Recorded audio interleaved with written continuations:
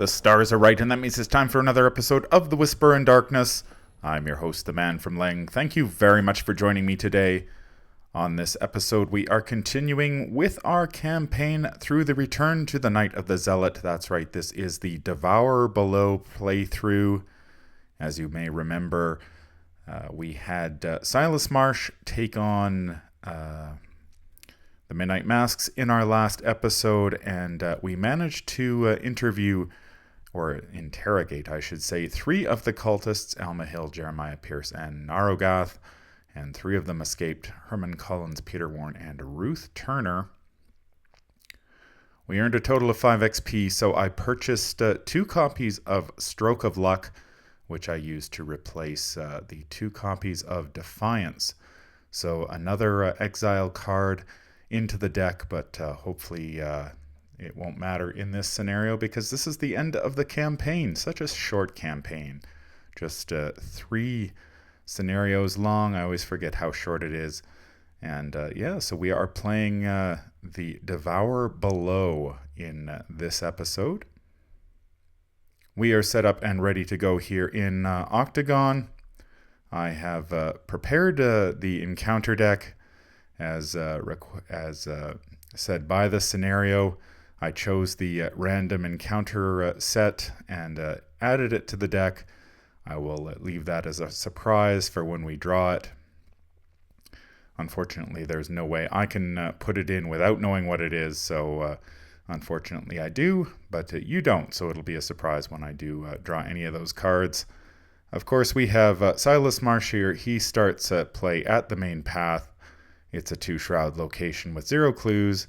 The main path is connected to each other woods location, and it has the action Resign. There's nothing we can do to stop them. You flee from the woods, leaving Arkham to its grisly fate. And of course, if you've played this scenario, you know that that's pretty much a loss. So we will be trying to avoid that if at all possible. There are 10 Arkham Woods locations with the addition of the Return to the Night of the Zealot box, and we selected 4 of them at random. So we'll see if we get a mixture. During the Midnight Masks, we actually got quite a few of the new locations and new cultists. So we'll see if we can keep up that trend in this playthrough.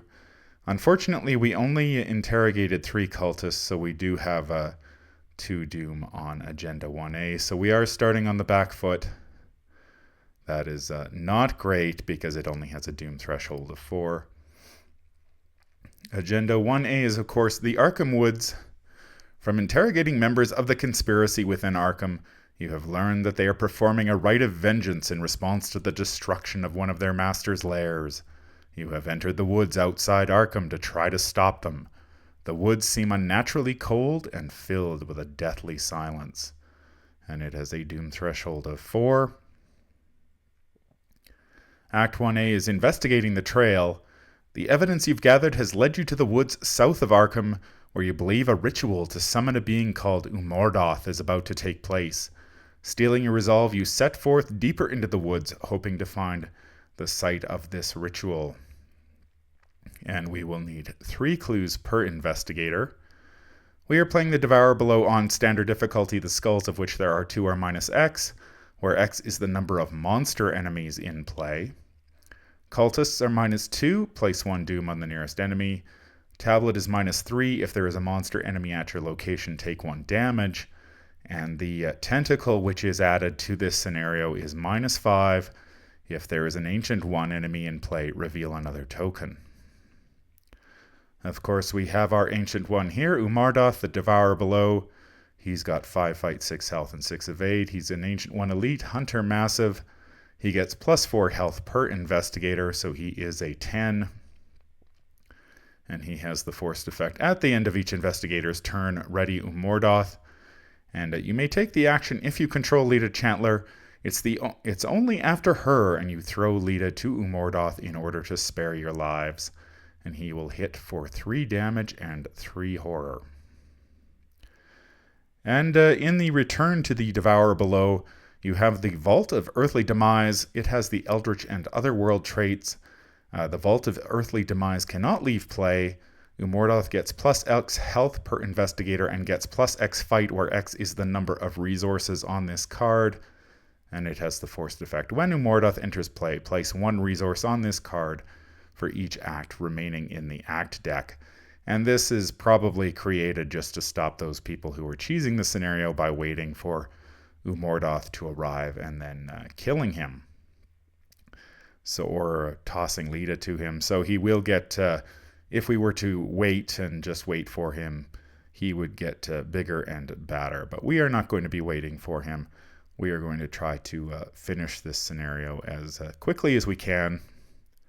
And of course, we've got the ritual site. Now, this scenario can be very swingy. Starting with 2 Doom on the agenda is going to make it tough for us to put up a good result here, but we are going to do our best. Silas has his 5 resources and his mental trauma that he took for burning down that house in the Gathering. We are ready to draw our opening hand. We'll shuffle it up here and let's see what we get. Are we going to draw it? There we go. In our opening hand, we have a Lucky. We've got Peter Sylvester. That's really nice. A True Understanding, another Lucky, and an Unexpected Courage.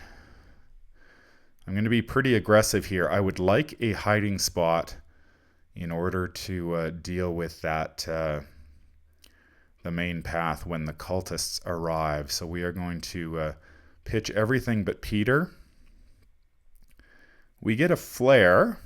So we've got a weapon. There's a Look What I Found, another Look What I Found, and a Resourceful. So no Dark Horse, no weapon, and no hiding spot. So we're missing 3 key cards here, and we're not going to have a lot of time to draw them, so we'll just have to see how we go here.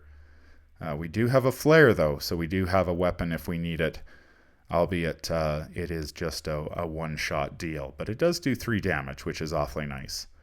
I think we're ready to start here, so let's get our 3 actions. I am going to take my first action to grab Peter Sylvester. So that will help us in the horror department anyway. Peter Sylvester, he gives us +1 agility and +1...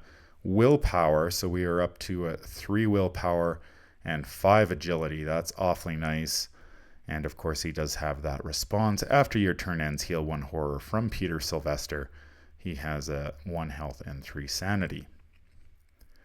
We might as well just start looking for clues here. We don't know what we're going to get, so we will take our second action. We might as well just move to this Arkham Woods location and see what's there. We will flip it over. There we go. It is Arkham Woods Quiet Glade. It is, of course, the One Shroud location with 0 clues, and you may take an action to heal 1 damage or heal 1 horror, limit once per turn. Now, we could take an action here to heal the horror, but I am not going to do that. We don't have a lot of time, so I am just going to move back to the main path, and that is going to be our turn. So I will draw a card. There is a Stroke of Luck. That will be awfully nice. That, of course, has the Innate and Fortune traits, and after you reveal a Chaos token, we can choose to exile Stroke of Luck, and if you do, this test is automatically successful unless the Tentacle token was revealed. Of course, this works really well with Silas's ability, because you can commit the Stroke of Luck, and if you don't happen to need it, you can pull it back to your hand. We will gain a resource, and at a Doom, we are at 3 of 4, and our first encounter card is going to be a Disciple of the Devourer. It has 3 fight, 1 health, and 1 evade. Humanoid cultist.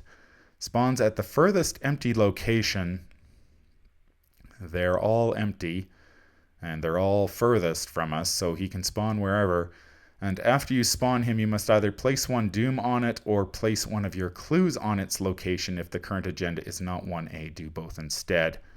Well, we're going to place him... We're going to have to place a Doom on him anyway, which is going to... I mean, we're flipping next turn anyway. So he might as well just hang out here at the Quiet Glade. We're going to advance next turn anyway, and so going and out of our way to kill this guy is not going to be all that helpful to us. Whoops, we gain Doom instead. There we go. Let's gain our 3 actions. Our first action will be to move to another one of these Arkham Woods locations. We will flip it over. This is Arkham Woods Unhallowed Ground. It's a 4-shroud location with 1 clue. Forced after you enter this location, test 4 willpower. If you fail, take 1 damage and 1 horror. So we are testing 3 versus 4. Chaos Bag says 0, so we are going to fail that. Fortunately, we do have Peter who can take the horror for us, and we will take the damage. So not too bad there, but it is a 4-shroud location, and we are only a 2, and we need to, if we want to use that Liquid Eye found, we can only play that if we fail a skill test by 2 or less while investigating. So it's going to be very difficult for us to succeed here. However, we do have the Stroke of Luck to make an automatically succeed at a test if necessary. I'm wondering if we do that on this investigate, just to get us a bit more speed. I think I am going to commit. We're going to investigate, and I'm going to commit the Stroke of Luck. And if we don't need it, I'll pull it back, and we'll just go from there. All right, so investigate. We are going 4 versus 2. Chaos Bag says -3. So now we have a choice. We can either fail it, or we can just use the Stroke of Luck to automatically succeed. I think I will just automatically succeed here and grab this clue. And we have 1 action remaining, and we are going to flip Agenda 1A here this turn.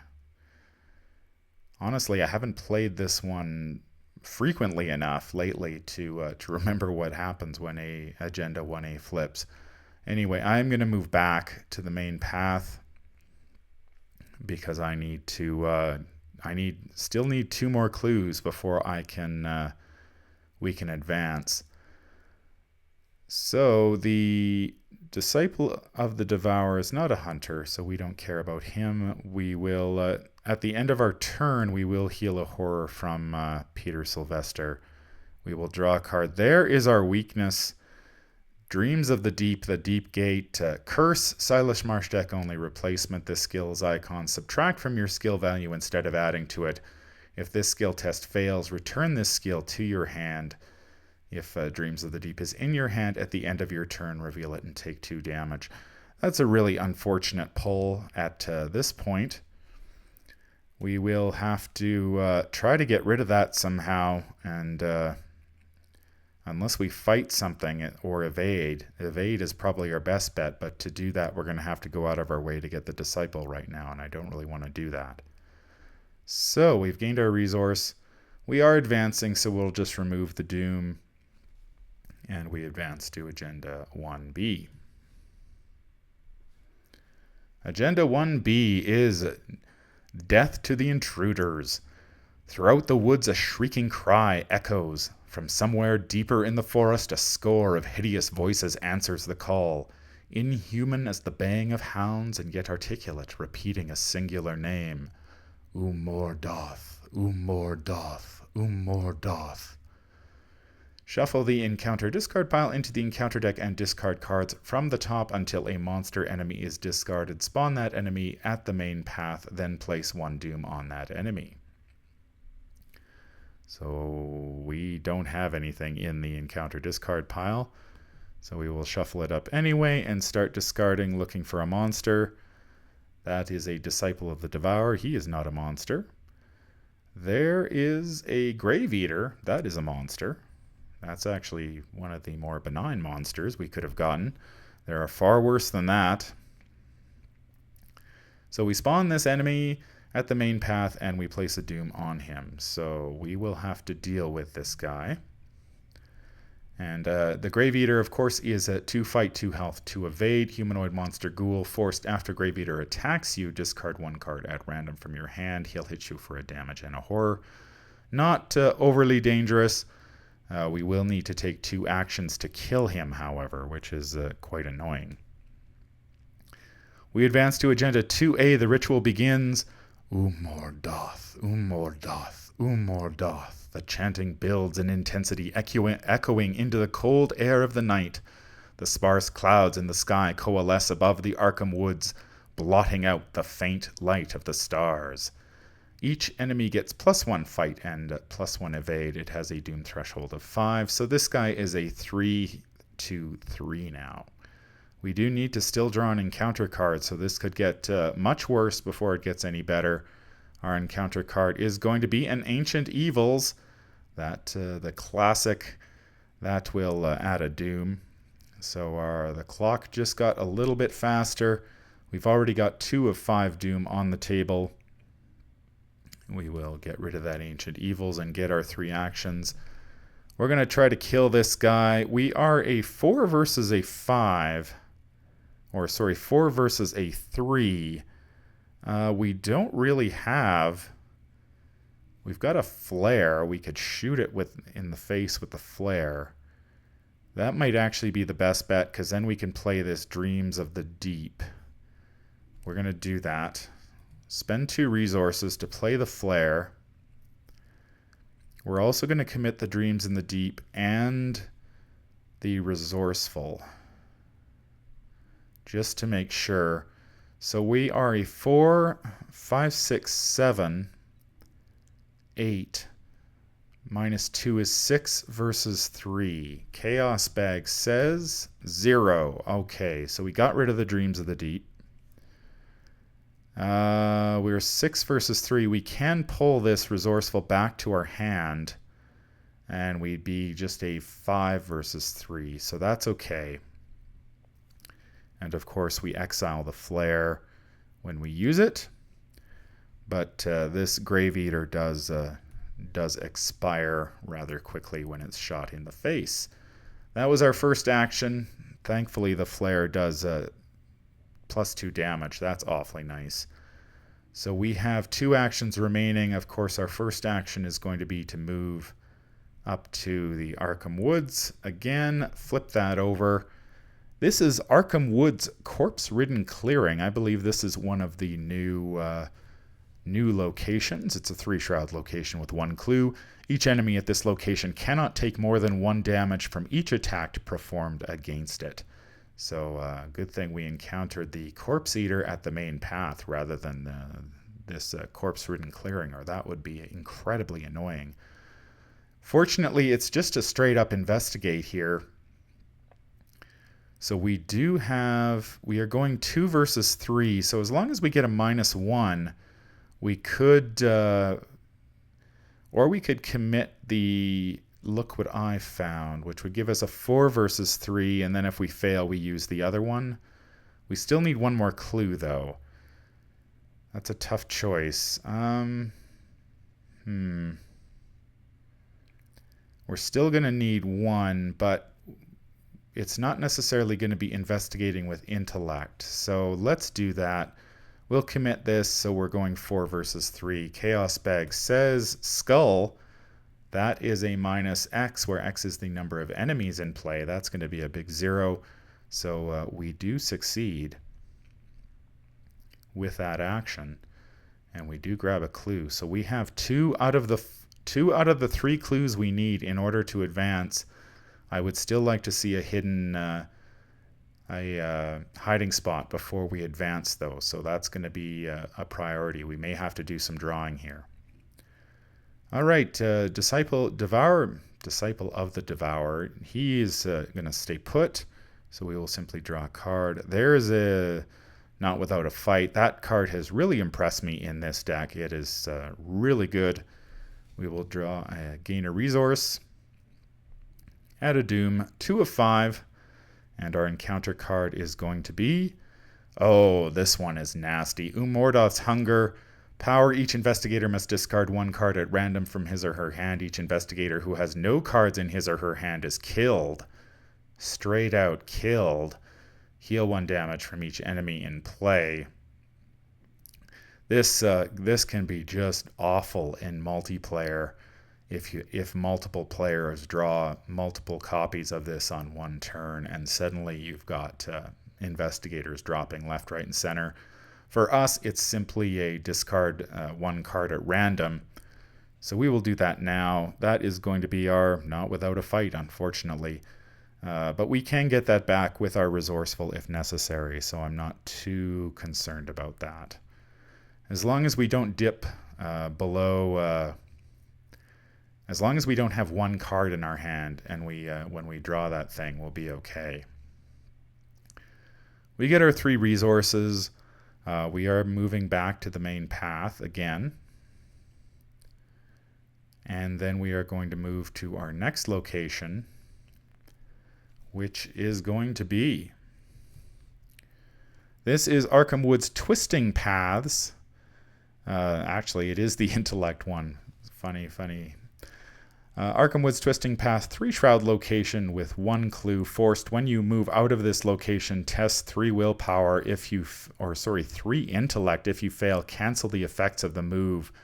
That is brutal. We are going to need to use a lot of resources to get past that because we're at 2 versus 3 at the moment. We are at 2 versus 3 on that investigate too. I think I'm going to use this opportunity to draw a card. And there is our True Understanding. That might actually be good here. If we can maybe draw something, draw a treachery or an enemy or something that we can play this for an ability on a printed scenario card, we could discover this clue, which would be very helpful. It is our upkeep, so we will draw another card. There is another look, not without a fight, but not a hiding spot, which we're looking for, so we can advance safely, and we will gain a resource. And we are up to 3 of 5 Doom. This is not looking good for us. A little too slow, I think. I think you really need to get at least 4 cultists in the Midnight Masks to really set yourself up to have a good game here. Otherwise, you are in really rough shape. But let's see what our encounter card is this turn. It is Chill from Below. Test 3 willpower. For each point you fail by, you must discard 1 card at random from your hand. For each card you cannot discard, take a damage. We are going 3 versus 3, actually. And we can use our True Understanding here, which is good. I'm also going to pitch this not without a fight. So we can go 3, 4, 5 versus 3. If we can make this, we'll get this clue, which would be awesome. Chaos Bag says Skull again. That's going to be a big 0. So we can pull the not without a fight back to our hand, and we will get that True Understanding will give us this clue. That is an amazing card for Silas, so he can cheat clues as necessary. We do have the clues to advance now, but we do not have the card we need in order to get through the cultists easily. So, but it is our turn. That was on the that was the Mythos phase. So we do get 3 actions. Let's draw some cards. First card is another True Understanding. Second card is a Unexpected Courage. And a third card is a Lucky.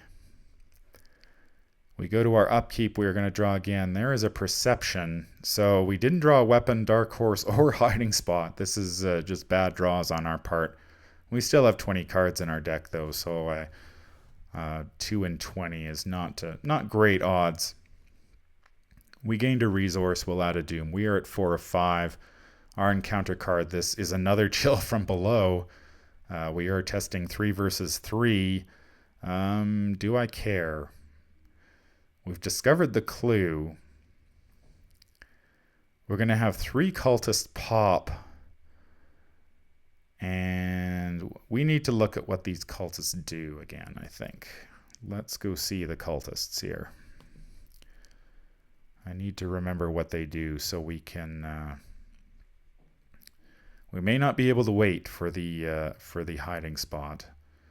Herman Collins is the choose and discard 4 cards from your hand and add them to our victory display. Okay, so that's... we have the cards. Peter Warren, spend 2 clues. He's not easy to parlay. He's okay to evade, though. And Ruth is the big one. She's the evade. If we can evade her, we can get rid of her. But she's a 6. Is it monsters? Each enemy. So yeah, she's a 6. So she actually is better than us, even with all our tricks.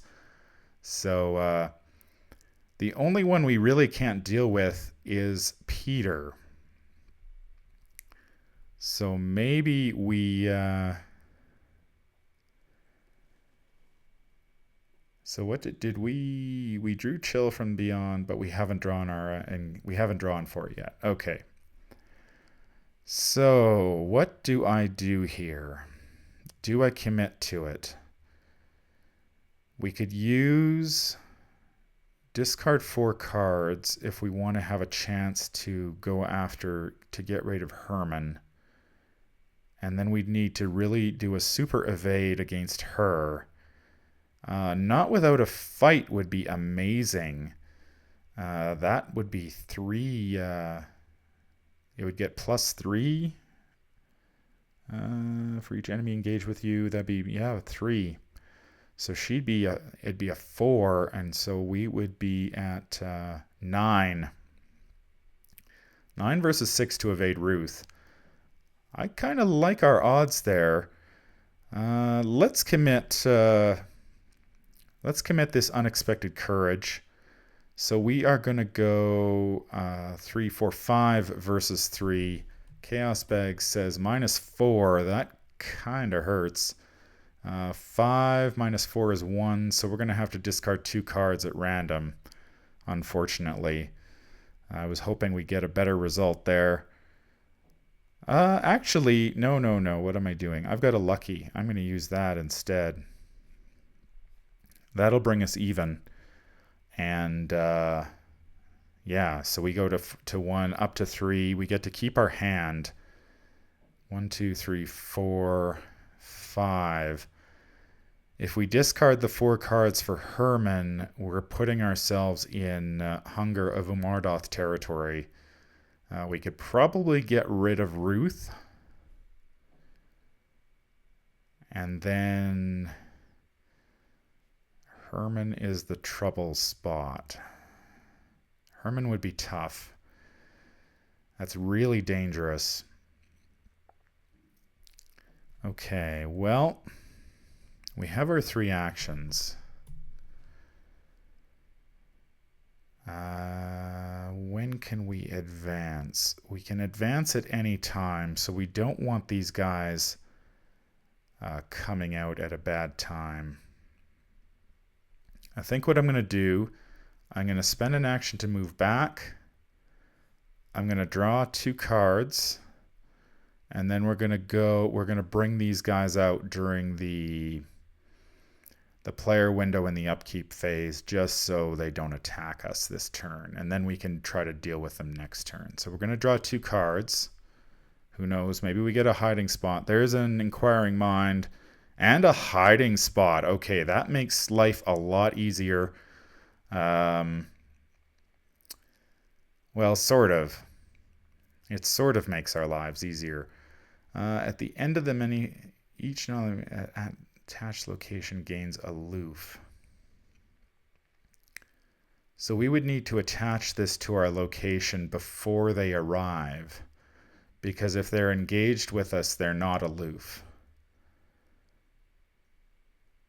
So we need to do it that way instead. Okay. So we drew our 2 cards. We're going to draw another card.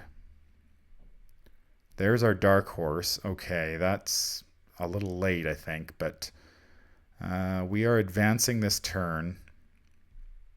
I was going to bring them out, but I can't bring them out right now. I gotta drop that hiding spot on the main path first. We are advancing Agenda 2B is the will of Umordoth. A dark presence approaches, and you are assaulted by invisible pressures that bring you to your knees. A terrible force threatens to invade your mind and soul.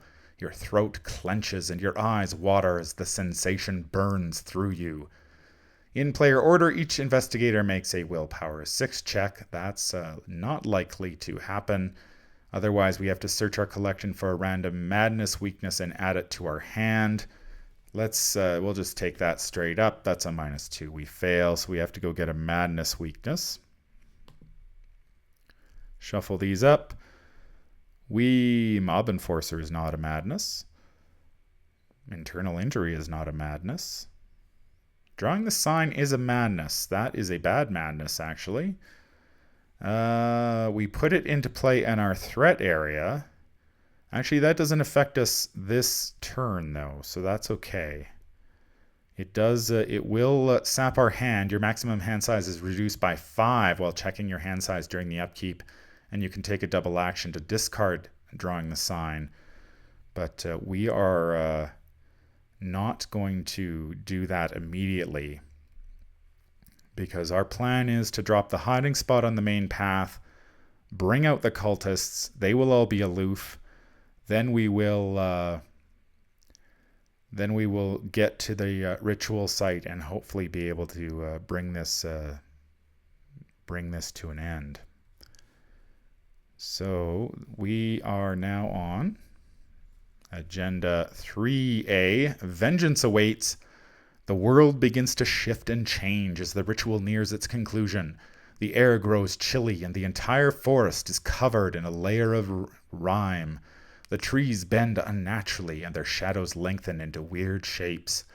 Forced when this agenda advances, if the investigators are on Act 1, put the set-aside ritual site into play and spawn the set-aside Umordoth there.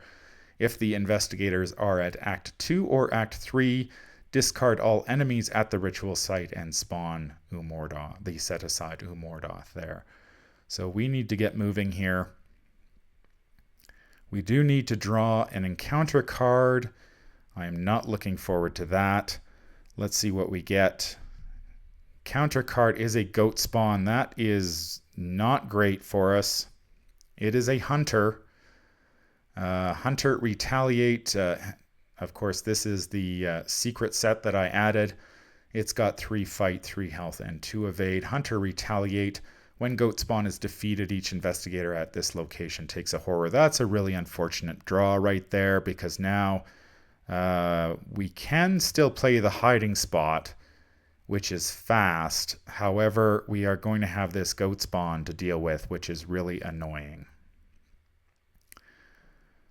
Okay, well, we get our 3 actions. The hiding spot is fast, so I am going to attach it to my location. So each non-elite enemy at attached location will gain aloof. So when these cultists show up, they will be aloof and they will not hurt us. At the end of the enemy phase, if a ready enemy is at the attached location, discard hiding spot. We can advance the agenda, the act, as a free trigger without incurring an attack from the goat spawn. So we will do that now. We will spend the three clues. We will flip that over. Act 1B is unveiling the path. Scattered throughout the forest, you've seen glyphs and arcane sigils in various places, etched into the bark of trees, carved upon the faces of stones, and dripped in blood upon the ground. Though you cannot decipher these glyphs, you notice that most of them tend to face south. Following these signs leads you by twists and turns toward a cave in the darkest and coldest part of the forest. As you advance, shadowy figures emerge from the trees, blocking the only path to the cave. We put the set-aside ritual site into play if it is not already in play. Search the collection for each enemy recorded in your campaign log under cultists who got away and spawn them at the main path. So they show up and they are aloof. Thank goodness. And we will advance to Act 2A, Into the Darkness. The remaining cultists have followed you into the woods to try to stop you, and now they block the path to your objective. They stand ominously beneath the overhanging trees, silent sentinels in the night. You must defeat them or sneak past if you are to gain access to the site of their ritual. So we have the ritual site in play. And we've got our 3 actions still. So we can... These guys are aloof. As long as we leave, we're going to be all right, but we need to get rid of this goat spawn. And unfortunately, we're going to lose a lot of our hand due to this drawing the sign.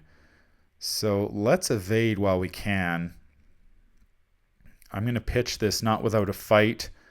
So we get 2. So we are a 4, 5, 6, 7 versus 2. 7 versus 2 to evade. We are trumping that tentacle token. Chaos Bag gives us a 0. We could pull that not without a fight back. Is it worthwhile? We're going to probably lose it anyway, and we need our... we're going to need stuff that can get us clues. So I am actually going to let that go. That was our first action. The goat spawn is evaded. Second action, we are going to move to the ritual site. We will flip that over. Ritual site is a 3-shroud location with 2 clues forced at the end of the round. If there are fewer than 2 clues per investigator on ritual site, add clues to it until it has 2 clues per investigator on it. So what do we need here? Oh, if investigators enter the ritual site, we advance. So we do advance. Almost forgot about that. Act 2B is Last Rites. When you enter the cave, the air grows cold and your nostrils are assaulted by the pungent smell of blood and rot. Shuffle the encounter discard pile into the encounter deck. Draw discard cards from the top of the encounter deck until 1 enemy is discarded. 2 enemies instead if there are 3 or more players in the game. Spawn each enemy at the ritual site. So we have to shuffle the encounter discard pile into the encounter deck and start discarding for enemies. Unfortunately, those goat spawns, there are 3 of them in the bloody deck, so I was really unhappy to see them when I drew them by random, because that's just 3 more enemies we have to potentially deal with. So we have shuffled up the encounter deck. Let's see what our enemy is going to be. There's a new Mordos Hunger. Good to see that go. Rotting Remains. Good to see that go. There's an enemy. The Acolyte of Umordoth. Fewest card. He is a 3 fight, 3 health, 2 evade. Humanoid monster ghoul. His prey is the fewest cards in hand while engaged with an investigator with no cards in his or her hand. Acolyte of Umordoth cannot be evaded. Alright, we've got a choice to make here. I think we need to take the attack of opportunity here to get these 2 clues if we're going to win this thing. We advance to Act 3A, Disrupting the Ritual. The site of the cult's ritual is inside a large cavern in a dark corner of the woods. In the center of the chamber is a candlelight circle marked by rocks and arcane runes. As an action, we can spend a clue to test 3 willpower or 3 agility. If you succeed, place 1 clue on this act.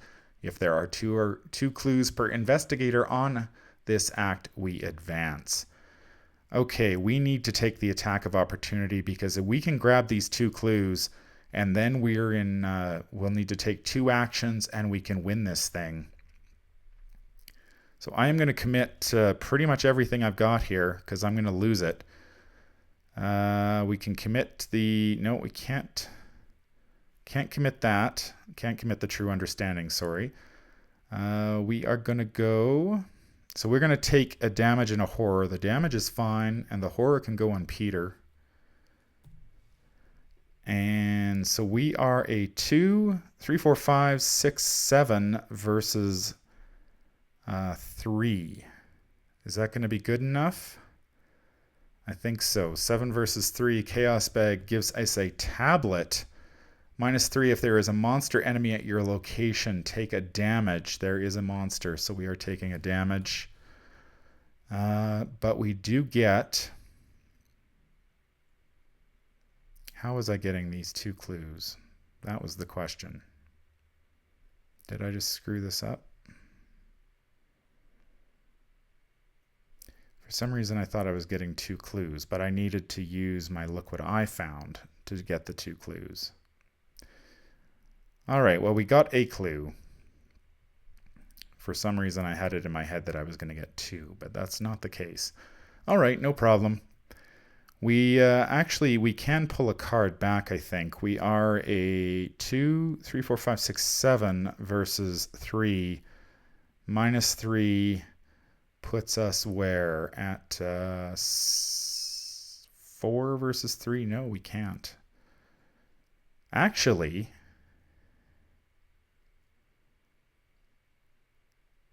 what happens if we pull the Inquiring Mind back?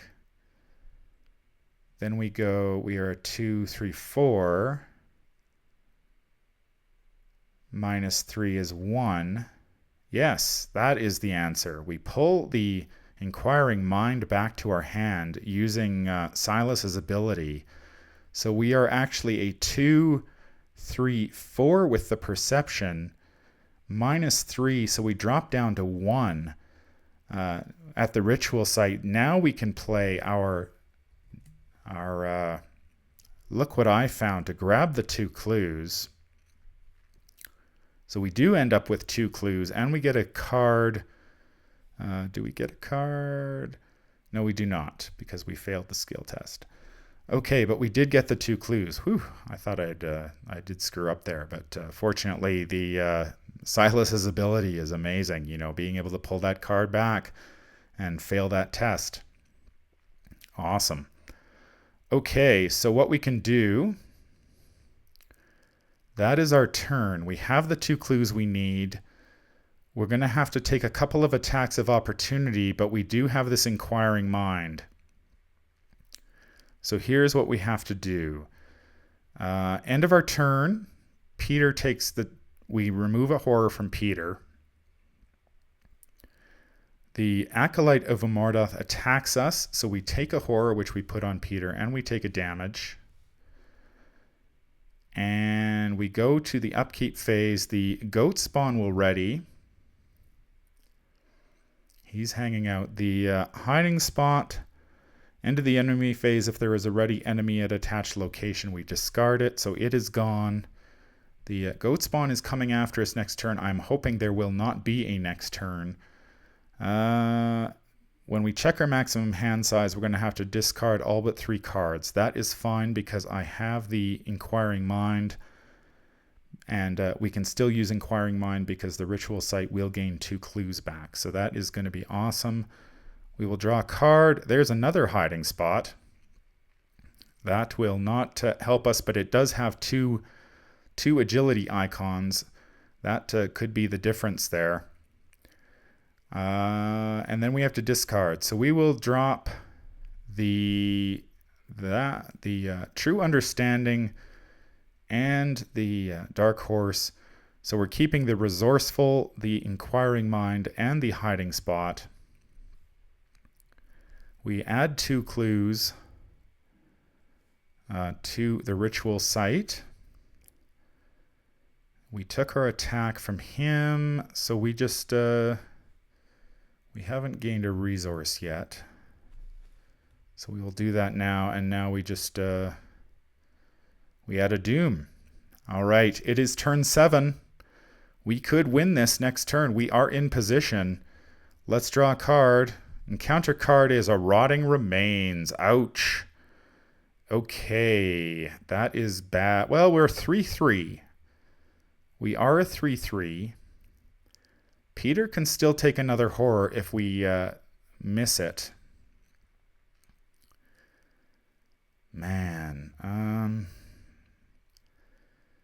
do we risk it? We need to take 2 actions. We need to take 2 actions to beat Disrupting the Ritual. That's 2 horror we need to take. We can do it if we really mess this up. We're just going to go 3-3. Let's see what we get. +1. Oh my God, +1. Okay, that was amazing. All right, so we got a +1, so we passed the Rotting Remains, fortunately.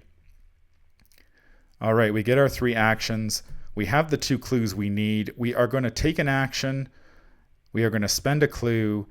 We are going to use our agility in this case on Act 3A. Spend 1 clue, test 3 agility. We are a 6. No, we are 5. Sorry. We're a 5. I'm going to commit the Inquiring Mind. That's going to be 6, 7, 8. And I'm going to commit this Resourceful, because if I get that Resourceful, I'm going to pull, I'm going to get that Not Without a Fight back so I can commit it next turn. Okay, so where are we at? 5, 6, 7, 8, 9 versus 3. I like those odds. Chaos Bag says 0. We do get to put a clue on our act. And we did take an Attack of Opportunity. Before I forget, we are at 5. Peter is at 2 2 of 3 horror.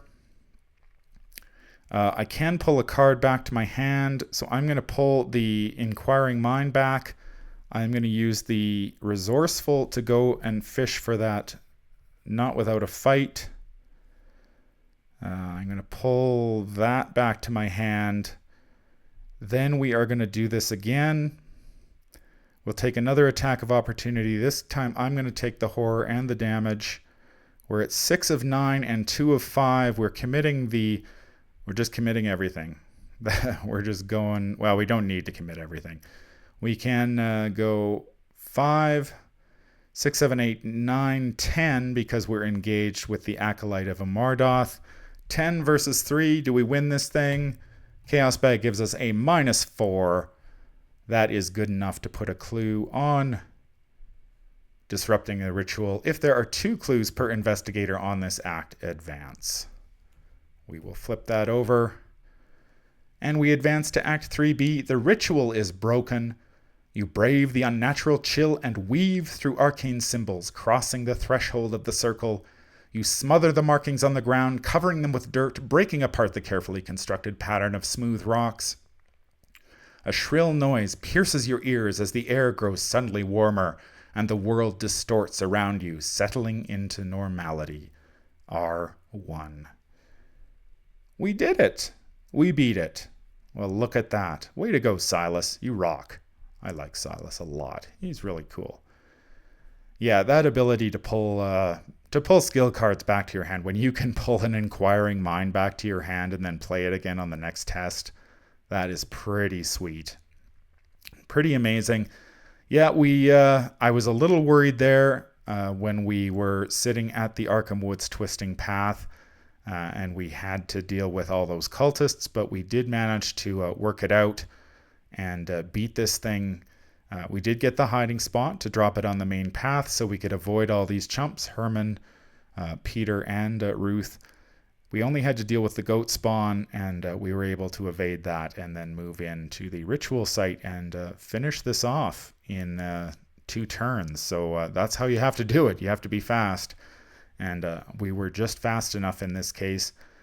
Looking back on the entire Return to the Night of the Zealot campaign, it is very short. It is only the 3 scenarios. Now that I've had a chance to play it twice, I would say that the new cards make the biggest difference to the Gathering. That scenario is much, much longer. with the new cards. And it's more of a fleshed out scenario. It's you do actually have to play all 3 agendas most of the time, I think, in order to beat it. I don't think it really changes. The new cards don't really change the Midnight Masks too much. Again, when you're playing solo, you don't see a lot of the new cards, so it's not nearly as bad.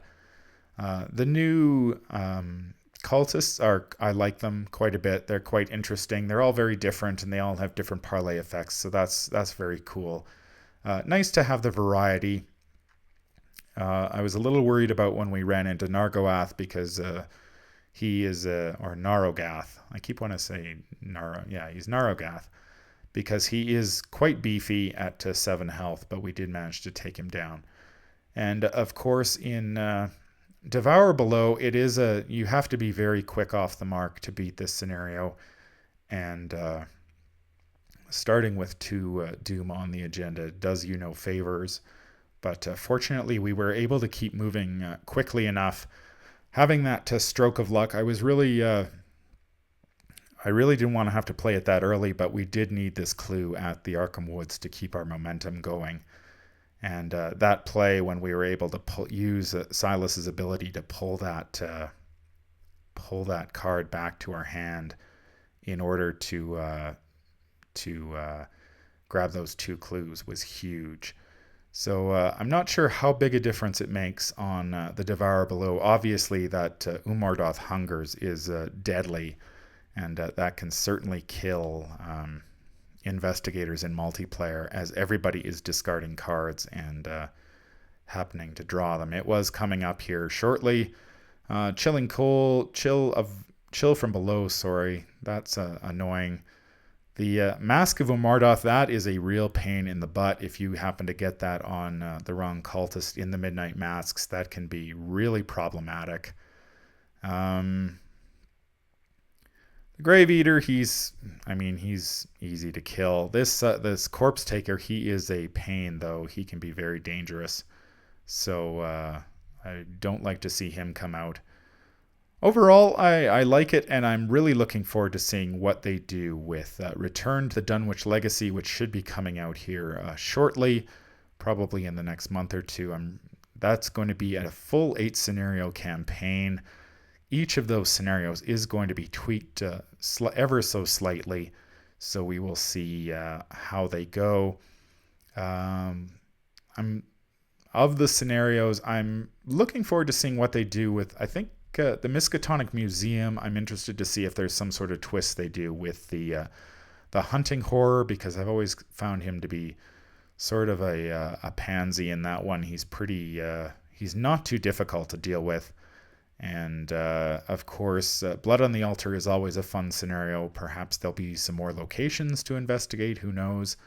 And of course, they can always make Undimensioned and Unseen tougher.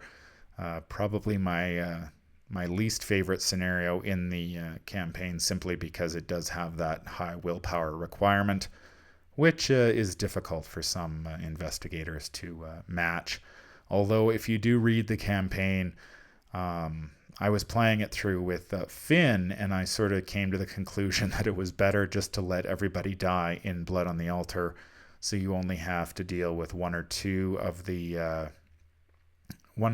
those big enemies in Undimensioned and Unseen, and then you simply resign, and you only end up with 2 Doom on Where Doom Awaits. And then if you're playing a high intellect investigator like Finn, you can just try to race it and see if you can beat it that way, rather than just waste your time dealing with those enemies. But those are videos for another day. This has been the Return to the Night of the Zealot. I hope you enjoyed it, and we will have some more playthroughs and videos coming up here in the near future, so stay tuned for those. That's going to do it for this playthrough. If you enjoy what you hear, remember to like, comment, and subscribe. If you need to contact me, I can be reached at manfromleng@gmail.com. I'm also on Twitter at manfromleng. Until the stars are right, keep your shotgun close and your elder sign closer. Take care out there, and happy investigating.